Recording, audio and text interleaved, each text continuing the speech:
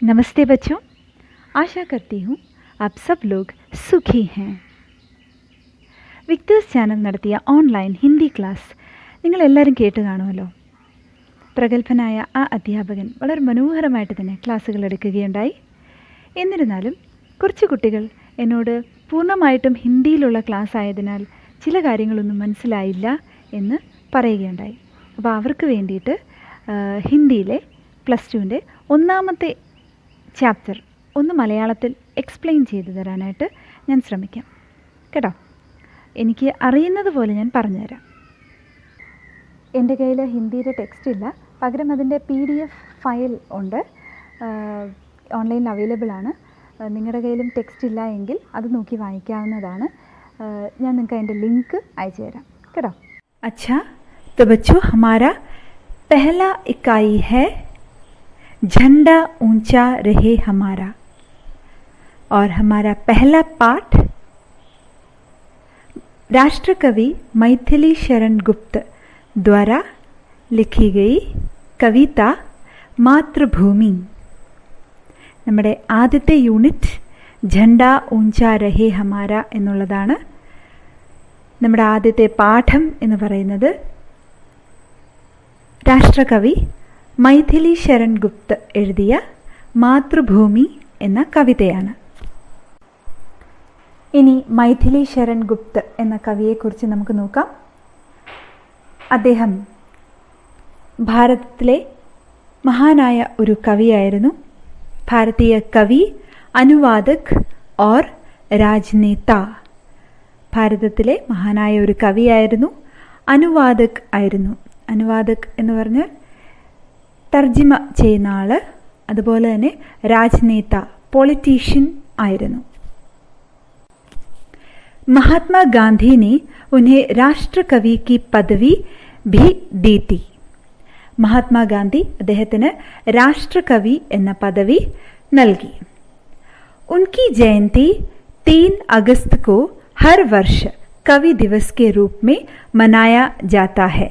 Maithili Sharan ഗുപ്തിൻ്റെ ജന്മദിവസമായ 3 August അതാണ് എല്ലാ വർഷവും കവി ദിവസ് ആയിട്ട് ആഘോഷിക്കുന്നത്. भारत सरकार ने उन्हें പത്മഭൂഷൺ से सम्मानित किया. മൈഥിലി ശരൺ ഗുപ്ത് എന്ന മഹാനായ കവിയുടെ വിശിഷ്ട സേവനങ്ങൾക്ക് ഭാരത സർക്കാർ അദ്ദേഹത്തിന് പത്മഭൂഷൺ നൽകി ആദരിച്ചു. हमारी पहली इकाई है झंडा ऊंचा रहे हमारा. ഇക്കായി മത്ലബ് യൂണിറ്റ്. ഇക്കായി എന്ന് പറഞ്ഞാൽ യൂണിറ്റ് എന്നാണ് അർത്ഥം. നമ്മുടെ ആദ്യത്തെ യൂണിറ്റിൻ്റെ പേരാണ് झंडा ऊंचा रहे हमारा.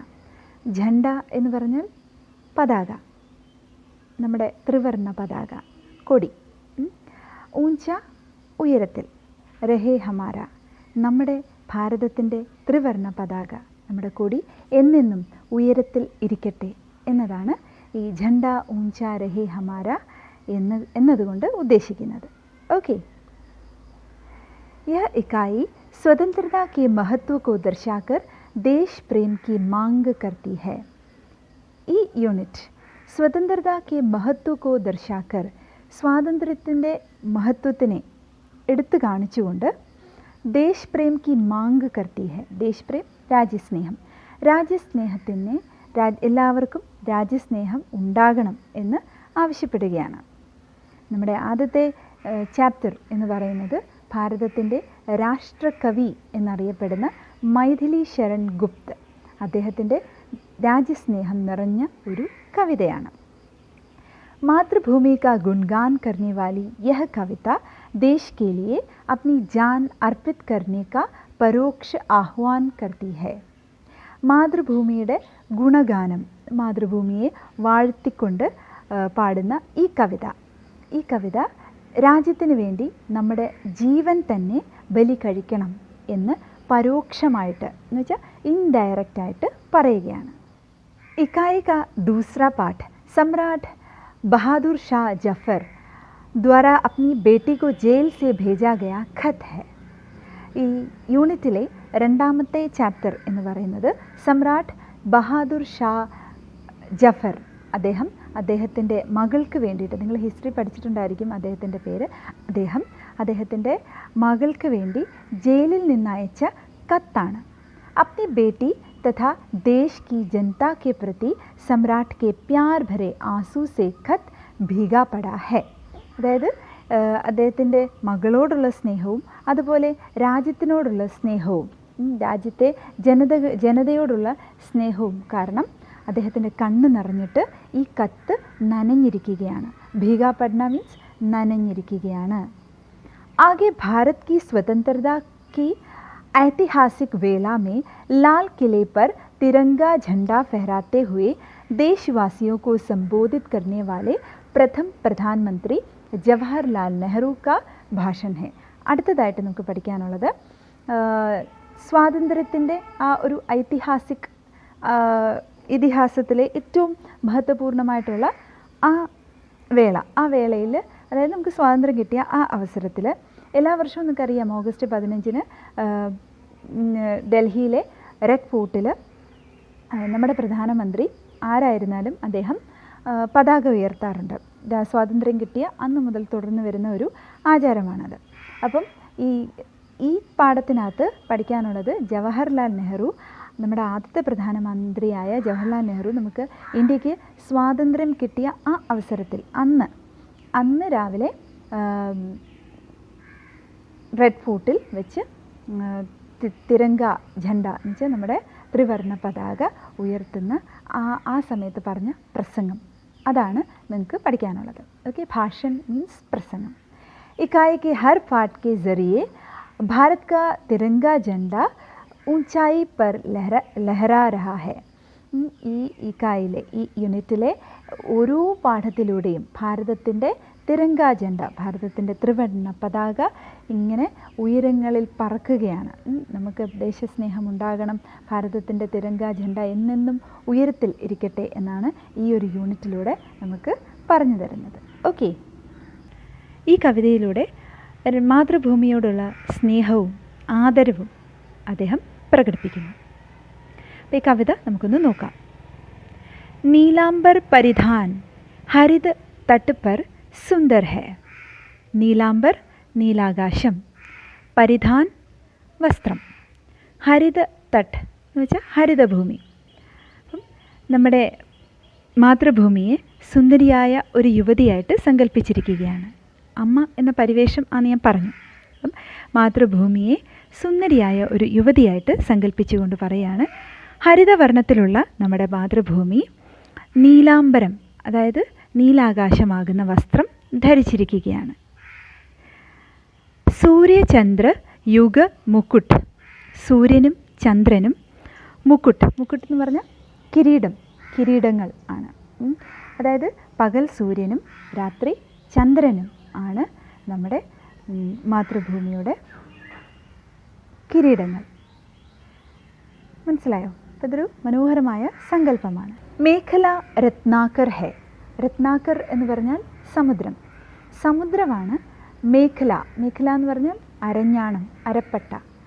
അപ്പം ഈ സമുദ്രമാണ് ഭൂമിദേവിയുടെ അരഞ്ഞാണമായിട്ട് വരുന്നത്. നദിയാം പ്രേം പ്രവാഹ് ഫൂൽ താരെ മണ്ഡൻ ഹെ. നദിയാം പ്രേമ പ്രവാഹ്, നമ്മുടെ മാതൃഭൂമിയിലൂടെ ഒഴുകുന്ന നദികൾ മാതൃഭൂമിക്ക് ദേശവാസികളോടുള്ള സ്നേഹം ആണ് പ്രകടിപ്പിക്കുന്നത്. സ്നേഹപ്രവാഹമായിട്ട് ഒഴുകുകയാണ്. ഫൂൽ താരെ മണ്ഡൻ ഹെ. ഫൂൽ പൂക്കൾ, താരെ നക്ഷത്രം. പൂക്കളും നക്ഷത്രങ്ങളും മാതൃഭൂമിയുടെ ആഭരണങ്ങൾ ആണ്. മണ്ഡൻ എന്ന് പറഞ്ഞാൽ ആഭരണങ്ങൾ. ബന്ദീജന ഖഗവൃന്ദ് ശേഷഭൻ സിംഹാസൻ ഹെ. ഖഗവൃന്ദ് എന്ന് പറഞ്ഞാൽ പക്ഷികളുടെ കൂട്ടം. പക്ഷികളുടെ കൂട്ടം മാതൃഭൂമിയെ വന്ദിച്ചുകൊണ്ട് ഗാനങ്ങൾ ആലപിക്കുന്നു, പാട്ട് പാടിക്കൊണ്ടേയിരിക്കുന്നു. പക്ഷിക്കൂട്ടം ഇങ്ങനെ പാട്ട് പാടിക്കൊണ്ടേയിരിക്കുന്നു. ആ പാട്ട് നമ്മുടെ മാതൃഭൂമിയെ പ്രകീർത്തിച്ചുകൊണ്ടാണ് എന്നാണ് കവി പറയുന്നത്. ശേഷഭൺ സിംഹാസൻ ഹെ. ശേഷഭൺ എന്ന് പറഞ്ഞാൽ ശേഷനാഗത്തിൻ്റെ ഭണം, പത്തി. ശേഷനാഗം നിങ്ങൾ കേട്ടിട്ടുണ്ടാകും. നമ്മുടെ മഹാവിഷ്ണു അനന്തശയനം നടത്തുന്ന നടത്തുന്നതാണ്. അനന്തനെയാണ് ശേഷനാഗം എന്ന് പറയുന്നത്. 1000 തലയുള്ളതുകൊണ്ടാണ് അനന്തൻ എന്ന് പറയുന്നത്. അപ്പം അതുപോലെ ഈ ശേഷനാഗത്തിൻ്റെ ഭണം നമ്മുടെ ഭൂമിദേവിയുടെ മാതൃഭൂമിയുടെ സിംഹാസനമായിട്ട് കവി സങ്കല്പിക്കുകയാണ്. ഈ ശേഷ് ഫണിനെ കുറിച്ച് ഒരു എക്സ്പ്ലനേഷൻ താഴെ തന്നിട്ടുണ്ട്. ഹിന്ദു മിത്തോളജി അനുസരിച്ച് ശേഷനാഗ് കെ ഭൺ പർ, ശേഷനാഗത്തിൻ്റെ ഭണത്തിൽ പത്തിയിൽ ആണ് ഭൂമി സ്ഥിതി ചെയ്യുന്നത് എന്ന് ഒരു സങ്കല്പമുണ്ട്. അതും കവി ഈ കവിതയിൽ ഉൾക്കൊള്ളിച്ചിട്ടുണ്ട്. കർത്തെ അഭിഷേക് പയോദ് ഹെ, പയോദ് എന്ന് പറഞ്ഞാൽ കാർമേഘം. അപ്പം ശേഷനാഗം ആകുന്ന ഈ സിംഹാസനത്തിൽ അമർന്നിരിക്കുന്ന നമ്മുടെ മാതൃഭൂമിയെ കാർമേഘം മഴ കൊണ്ട് അഭിഷേകം ചെയ്യുകയാണ്. നല്ല സങ്കല്പം അല്ലേ? ബലിഹാരി ഇസ് വേഷ് കി, ബലിഹാരി മാതൃഭൂമിയുടെ ഈ ഒരു സുന്ദര രൂപം കണ്ടിട്ട് കവി സ്വയം സമർപ്പിക്കുകയാണ്. ബലിഹാരി എന്ന് പറഞ്ഞാൽ സമർപ്പിക്കുക, ബലിയർപ്പിക്കുക. അപ്പം മാതൃഭൂമിയുടെ ഈ സുന്ദരമായ രൂപത്തിന് മുൻപിൽ കവി സ്വയം സമർപ്പിക്കുകയാണ്.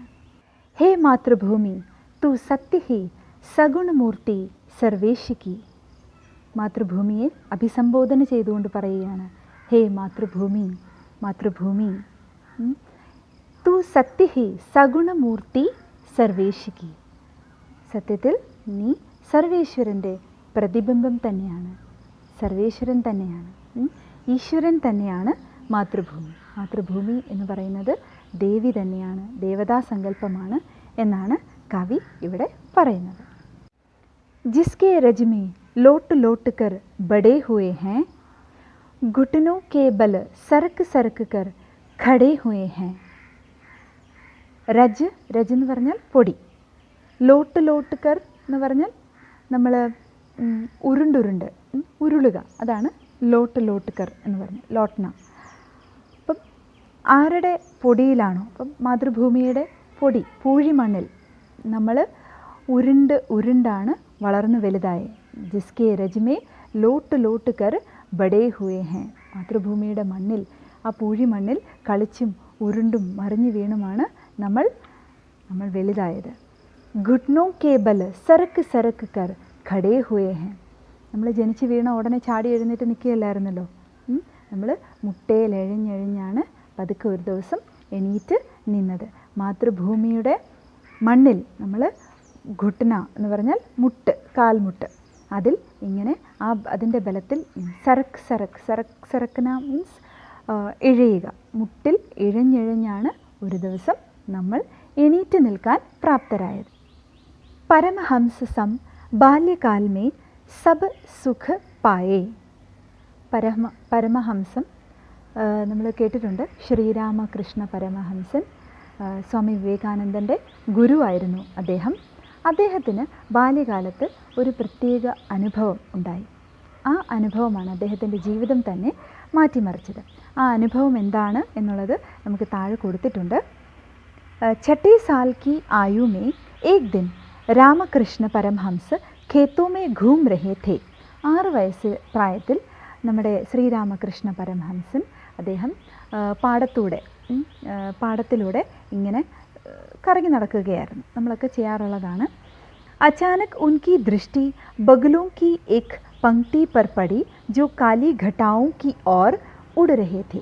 പെട്ടെന്ന് തന്നെ അദ്ദേഹത്തിൻ്റെ ദൃഷ്ടി ബഗുൽ എന്ന് പറഞ്ഞാൽ കൊക്കിൻ്റെ ഒരു കൂട്ടം, പക്ഷി പറവ അറിയാലോ അല്ലേ, കൊക്കിൻ്റെ ഒരു കൂട്ടം ഇങ്ങനെ പറന്നു പോകുന്നതായിട്ട് കണ്ടു. ആ കൂട്ടമായിട്ട് ഈ കൊക്കുകൾ കാർമേഘത്തിൻ്റെ നേർക്കായിരുന്നു പറന്നു പോയിക്കൊണ്ടിരുന്നത്. അപ്പം ആകെ സന്ധ്യാസമയമാണ്. അദ്ദേഹം ഇങ്ങനെ ആ ദൃശ്യം കണ്ടുകൊണ്ടിരിക്കുക. നമ്മളും പലപ്പോഴും കണ്ടിട്ടുണ്ടാവും ഇതുപോലത്തെ ദൃശ്യങ്ങൾ, കൂട്ടമായിട്ട് പക്ഷികൾ പറന്നു പോകുന്നത് നമ്മളും കണ്ടിട്ടുണ്ട്. അപ്പോൾ ഇദ്ദേഹത്തിന് കണ്ടപ്പോൾ യേ ദൃശ്യ ദേഖ്കർ വേ ബേഹോഷ് ഹോ ഗയേ और उस बेहोशी में उन्हें अपरिमित खुशी और शांति का अनुभव हुआ. ഈ ഒരു ദൃശ്യം കണ്ടപ്പോഴത്തേക്ക് അദ്ദേഹം ബോധരഹിതനായിട്ട് വീണു. എന്നിട്ട് ഈ അബോധാവസ്ഥയിൽ അദ്ദേഹത്തിന് എന്തെന്നില്ലാത്ത നിസ്സീമമായിട്ടുള്ള ഒരു ശാന്തിയും സമാധാനവും സന്തോഷവും ഒക്കെ അനുഭവപ്പെട്ടു. നമ്മളും ഇതുപോലത്തെ ദൃശ്യങ്ങളൊക്കെ കാണാറുണ്ട് അല്ലേ? പക്ഷികൾ കൂട്ടം കൂട്ടമായിട്ട് പറന്നു പോകുന്നതൊക്കെ നമ്മളും കാണാറുണ്ട്. അപ്പം നമ്മൾ എന്ത് ചെയ്യും? നമ്മൾ കാണും, ഓക്കെ, അതിന് പ്രത്യേകിച്ചൊന്നുമില്ല. അല്ലെങ്കിൽ നമ്മൾ ചിലപ്പോൾ ഫോട്ടോ എടുക്കുമായിരിക്കും, അല്ലെങ്കിൽ ഒരു വീഡിയോ എടുക്കുമായിരിക്കും, അല്ലെങ്കിൽ അതിൻ്റെ കൂടെ ഒരു സെൽഫി എടുക്കുമായിരിക്കും. അല്ലാതെ പ്രത്യേകിച്ച് നമ്മളൊന്നും ചെയ്യത്തില്ല. ഇദ്ദേഹത്തിന് പക്ഷേ ആ ഒരു സീൻ, ആ ഒരു കാഴ്ച, നയനമനോഹരമായ ആ ഒരു ദൃശ്യം കണ്ടപ്പോൾ അദ്ദേഹത്തിന് ഒരു ആധ്യാത്മികമായിട്ടുള്ള ഒരു അനുഭൂതി ആണ് ഉണ്ടായത്. इस आध्यात्मिक अनुभूति ने उनके जीवन को नई दिशा दी. അദ്ദേഹത്തിൻ്റെ ജീവിതം തന്നെ ഈ ഒരു ദൃശ്യം മാറ്റി മറിച്ചു എന്നാണ് പറയപ്പെടുന്നത്. പരമഹംസ സം ബാല്യകാൽ മേ സബ് സുഖ പായ്. അപ്പം പരമഹംസന് എങ്ങനെയാണോ ബാല്യകാലത്തിൽ എല്ലാ സുഖങ്ങളും അനുഭവിച്ചത്, എല്ലാ സുഖങ്ങളും അദ്ദേഹം ആധ്യാത്മിക സുഖത്തിൻ്റെ കാര്യമാണ് പറഞ്ഞത്. ഈ ഒരു ദൃശ്യം കണ്ടപ്പോൾ അദ്ദേഹത്തിനുണ്ടായ ആ ഒരു സുഖം, സമാധാനം, എങ്ങനെയാണോ പരമഹംസന് അത്തരത്തിലൊരു സുഖമുണ്ടായത്, അതുപോലെ തന്നെ മാതൃഭൂമിയുടെ സുന്ദരമായ രൂപം ദർശിച്ചുകൊണ്ട് നമ്മുടെ കവിക്കും ഒരു ആധ്യാത്മിക സുഖം അനുഭവപ്പെട്ടു എന്നാണ് പറയുന്നത്. ജിസ്കെ കാരൺ ധൂൽ ഭരെ ഹീരെ കെഹലായെ. നമ്മൾ കുഞ്ഞുങ്ങൾ മണ്ണിനകത്തും പൊടിക്കകത്തും ചെളിക്കകത്തും ഒക്കെ ഓടിച്ചാടി കളിക്കുന്നത് കണ്ടിട്ടുണ്ട് അല്ലേ? അപ്പം നമ്മുടെ കവി അത് കാണുമ്പം ധൂൽ ഭരെ ഹീരെ എന്നാണ് വിളിക്കുന്നത് അവരെ. കുഞ്ഞുങ്ങളെ ധൂൽ ഭരെ, ധൂൽ ഭരെ പൊടി, പൊടി, മണ്ണും ചെളിയും പൊടിയും ഒക്കെ കലർന്ന രത്നങ്ങളാണ് അവർ എന്നാണ് പറയുന്നത്. ഹം ഖേലെ കൂദേ ഹർഷയുദ്ധ ജിസ്കി പ്യാരി ഗോതമിയം. ഹം ഖേലെ കൂദേ, ഖേൽന കളിക്കുക, കൂദന ചാടുക, ഹർഷയുദ്ധ സന്തോഷത്തോടുകൂടി നമ്മൾ ചാടുന്നു, ഓടുന്നു, കളിക്കുന്നു. ആരുടെ മടിയിലാണ്? ഗോദ്, മടി, മടിത്തട്ട്. മാതൃഭൂമിയുടെ സ്നേഹവാത്സല്യങ്ങൾ നിറഞ്ഞ മടിത്തട്ടിലാണ് നമ്മൾ ഓടുകയും ചാടുകയും കളിക്കുകയും ഒക്കെ ചെയ്യുന്നത്. ഹേ മാതൃഭൂമി തുജ്കോ നിരഖ് മഗ്ന ക്യൂ ന ഹോ മോദുമി. ഹേ മാതൃഭൂമി, വീണ്ടും മാതൃഭൂമിയെ വിളിച്ചിരിക്കുകയാണ്, അഭിസംബോധന ചെയ്തുകൊണ്ടാണ് പറയുന്നത്. ഹേ മാതൃഭൂമി തുജ്കോ നിരഖ്, നിന്നെ കണ്ടുകൊണ്ട്, നിരഖ്ന മീൻസ് നോക്കുക, കാണുക, നിന്നെ കണ്ട് കണ്ട്, മഗ്ന ക്യൂ ന ഹോ മോദുമി, നിന്നെ നോക്കി നോക്കി നിന്ന്, മഗ്ന ഞാനങ്ങ് ലയിച്ചു പോവുകയാണ്, സന്തോഷം കൊണ്ട് ഞാനങ്ങ് ലയിച്ചു പോവുകയാണ്, എല്ലാം മതി മറന്നു പോവുകയാണ്, പരിസരം മുഴുവൻ ഞാൻ മറക്കുകയാണ്. പാക്കർ തുജ്സേ സഭി സുഖോക്കോ ഹംനെ ഭോഗ ഭോഗ. നിന്നെ കിട്ടിയതുകൊണ്ട്, മാതൃഭൂമി അമ്മയെ കിട്ടിയതുകൊണ്ട് എല്ലാ സുഖങ്ങളും ഞങ്ങൾ അനുഭവിച്ചു. തേരാ പ്രത്യുപകാർ കഭി ക്യാ ഹംസേ ഹോഗ. എന്നെങ്കിലും നിനക്ക് പ്രത്യുപകാരം ചെയ്യാനായിട്ട് ഞങ്ങൾക്ക് സാധിക്കുമോ? നമ്മുടെ അമ്മമാരും അങ്ങനെയാണല്ലേ, നമുക്ക് വേണ്ടി എന്തൊക്കെ കാര്യങ്ങൾ ചെയ്തു തരുന്നു. മാതൃഭൂമിയും അമ്മയെപ്പോലെയാണ്. അമ്മ നമുക്ക് വേണ്ടി ചെയ്തു തരുന്ന കാര്യങ്ങൾക്ക് ഒരു കണക്കും വെക്കാറില്ല അല്ലേ? അപ്പം തിരിച്ചൊന്നും പ്രതീക്ഷിച്ചുകൊണ്ടല്ല അമ്മമാർ നമ്മളെ സ്നേഹിക്കുന്നത്. അതുപോലെയാണ് നമ്മുടെ മാതൃഭൂമി, തിരിച്ച് ഒന്നും പ്രതീക്ഷിക്കുന്നില്ല. അപ്പം എന്നെങ്കിലും ഈ സ്നേഹം, ഇതിന് പകരം എന്തെങ്കിലും ഞങ്ങൾക്ക് പ്രത്യുപകാരം ചെയ്യാൻ പറ്റുമോ എന്നാണ് കവി ചോദിക്കുന്നത്. തേരാ ഹി യഹ ദേഹ തുझी से बनी हुई है. തേരാ ഹി യഹ ദേഹ, നിൻ്റെയാണ് ഈ ശരീരം. തുझी से ബനി ഹുയി ഹെ, നിന്നിൽ നിന്നാണ് ഈ ശരീരം ഉണ്ടാക്കിയിരിക്കുന്നത്. അതായത് അങ്ങനെ ഒരു സങ്കല്പമുണ്ടല്ലേ, മനുഷ്യ നീ മണ്ണാകുന്നു, മണ്ണിലേക്ക് തന്നെ മടങ്ങുന്നു. നമ്മളെല്ലാവരും മണ്ണ് കൊണ്ടുണ്ടാക്കിയതാണ്, നമ്മളെല്ലാം തിരിച്ച് മണ്ണിലേക്ക് പോകേണ്ടവരാണ് എന്നൊരു സങ്കല്പമുണ്ട്. അതാണ് ഇവിടെ പറഞ്ഞിരിക്കുന്നത്. നമ്മളൊക്കെ മണ്ണുകൊണ്ടാണ് നിർമ്മിച്ചിരിക്കുന്നത്. ഭൂമിദേവ്, മാതൃഭൂമി നിൻ്റെ മണ്ണുകൊണ്ടാണ് ഞങ്ങളെ നിർമ്മിച്ചിരിക്കുന്നത്. Bus Tere he സുരസ് sir say സനി ഹുയി ഹെ. നിൻ്റെ തന്നെ സുരസ് സാർ എന്ന് വെച്ചാൽ എസൻസ്, സത്ത്, സനി ഹുയി ഹെ ലയിച്ചിരിക്കുന്നു. നിൻ്റെ തന്നെ സത്താണ് ഞങ്ങളിൽ ലയിച്ചിരിക്കുന്നത്. മാതൃഭൂമിയുടെ മണ്ണുകൊണ്ടാണ് ഞങ്ങളെ നിർമ്മിച്ചിരിക്കുന്നത്. അതുപോലെ തന്നെ നിൻ്റെ സത്താണ് ഞങ്ങളിൽ ലയിച്ചിരിക്കുന്നത്. फिर अंत समय तू ही इसे അച്ചൽ ദേഖ് അപ്നായേഗി. അന്തിമ സമയത്തിൽ, നമ്മുടെ മരണസമയത്തിൽ, അവസാന സമയത്തിൽ, ആ സമയത്തിൽ അച്ചൽ ദേഖ്, നമ്മുടെ ശരീരത്തിനെ നിശ്ചലമായിട്ട് കണ്ട്, അച്ചൽ മീൻസ് അനക്കമില്ലാതെ കണ്ട് നമ്മളെ സ്വീകരിക്കാൻ തയ്യാറാകുന്നത് ഭൂമി മാത്രമേ ഉള്ളൂ. നമ്മുടെ ഭൂമി ദേവി മാത്രമേ ഉള്ളൂ നമ്മളെ സ്വീകരിക്കാനായിട്ട്. ബാക്കി എല്ലാ ബന്ധുക്കളും മിത്രങ്ങളും ഒക്കെ നമ്മളെ കൈവിടുമ്പോൾ നമ്മളെ സ്വീകരിക്കാനായിട്ട് ഉള്ളത് നമ്മുടെ മാതൃഭൂമി മാത്രമാണ്. മണ്ണിലേക്കാണ് നമ്മളെ കുഴിച്ചിടുന്നത് അല്ലെങ്കിൽ ദഹിപ്പിക്കുന്നത്. എന്തായാലും നമ്മൾ മണ്ണിലേക്ക് ലയിക്കുകയാണ്.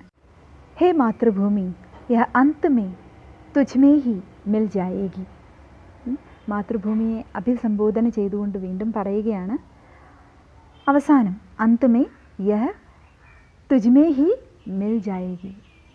ഈ ശരീരം അവസാനം നിന്നിൽ തന്നെ ലയിച്ച് ചേരും, നിന്നിൽ തന്നെ അലിഞ്ഞ് ചേരും.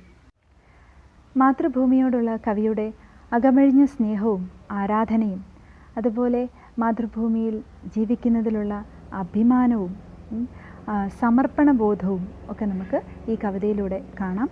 ദേശസ്നേഹം ഈ കവിതയിൽ ഉടനീളം നമുക്ക് ദർശിക്കാനാകും. അതുപോലെ തന്നെ മാതൃഭൂമിയെ അമ്മയായിട്ടാണ് സങ്കല്പിച്ചിരിക്കുന്നത്. മാതൃഭൂമിയുടെ മടിത്തട്ടിൽ കളിച്ച് വളർന്നവരാണ് നാം ഓരോരുത്തരും. അതുകൊണ്ട് തന്നെയാണ് എല്ലാ സുഖസൗകര്യങ്ങളും മാതൃഭൂമി നമുക്ക് പ്രദാനം ചെയ്തിട്ടുള്ള എല്ലാ സുഖസൗകര്യങ്ങളും അനുഭവിച്ചവരാണ് നമ്മൾ. അപ്പോൾ ഇതിന് പ്രത്യുപകാരമായിട്ട് അമ്മമാർ നമുക്ക് ചെയ്തു തരുന്നതിന് പ്രത്യുപകാരമായിട്ട് നമുക്കൊന്നും ചെയ്യാൻ കഴിയില്ല. അപ്പോൾ ഇവിടെ മാതൃഭൂമിയും നമുക്ക് വേണ്ടി ഒരുപാട് കാര്യങ്ങൾ ചെയ്തു തരുന്നുണ്ട്. അതിന് പ്രത്യുപകാരമായിട്ട് നമുക്ക് ചെയ്യാൻ കഴിയുന്നത് എന്ന് പറയുന്നത് നമ്മൾ അമ്മമാരോട് ചെയ്യുന്നത് പോലെ സ്നേഹിക്കുക, മാതൃഭൂമിയെയും അമ്മയെപ്പോലെ സ്നേഹിക്കുക, ഒരിക്കലും നിന്ദിക്കാതിരിക്കുക. ദേശസ്നേഹികളായിട്ട് തന്നെ രാജ്യസ്നേഹികളായിട്ട് തന്നെ നമ്മൾ വളരുക. സുന്ദരിയായ നമ്മുടെ മാതൃഭൂമിയെ നശിപ്പിക്കാതിരിക്കുക, മലിനമാക്കാതിരിക്കുക. ഇതൊക്കെയാണ് നമുക്ക് നമ്മുടെ രാജ്യത്തിന് വേണ്ടി, നമ്മുടെ മാതൃഭൂമിക്ക് വേണ്ടി ചെയ്യാൻ കഴിയുന്നത്. ഓക്കെ, അപ്പം മനോഹരമായിട്ടുള്ളൊരു കവിതയാണ്. നിങ്ങളെല്ലാവരും ഇത് കുറേ പ്രാവശ്യം വായിച്ചു നോക്കുക. എന്നിട്ട് ഞാൻ പറയുന്ന അർത്ഥം കൂടി വെച്ച് ഒന്ന് കണക്ട് ചെയ്ത് പഠിക്കാനായിട്ട് ശ്രമിക്കുക. വളരെ എളുപ്പമാണ്, നിങ്ങൾക്ക് എല്ലാവർക്കും ഇഷ്ടപ്പെടും എന്ന് ഞാൻ വിശ്വസിക്കുന്നു. ഈ പറഞ്ഞതൊക്കെ നിങ്ങൾക്ക് മനസ്സിലായി എന്ന് വിശ്വസിച്ചുകൊണ്ട് നിർത്തുന്നു. Thank you.